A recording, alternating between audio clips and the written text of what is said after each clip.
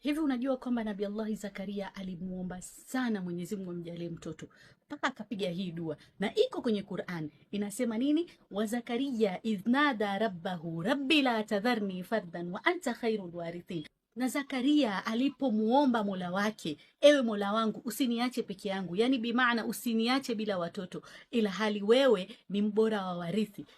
Alafu Mwenyezi Mungu anasema nini? Fastajabna lahu wa wahabna lahu Yahya wa aslahna lahu zauja.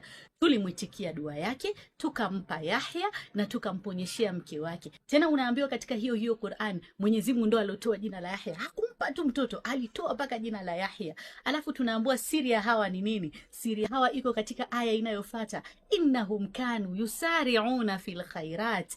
Hakika hawa walikuwa watu wepesi katika kutenda wema, walikuwa wanapenda kukimbilia wema. Wayad'una na raghaban wa rahaban, na walikuwa wanatuita, wanatuomba kwa matumaini na kwa hofu.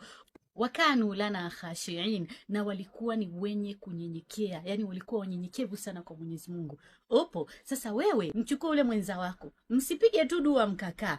Fanyeni haya mambo yanayofuata kwenye hii aya. Kimbilieni sana khairat, kimbilieni sana kufanya wema, alafu mumuombe Mwenyezi Mungu kwa hofu, kwa shauku na kwa matumaini, alafu muwe wenye kunyenyekea. Alafu mtakuja kulipa mrejesho. Maana Mwenyezi Mungu hapendi deni. Opo.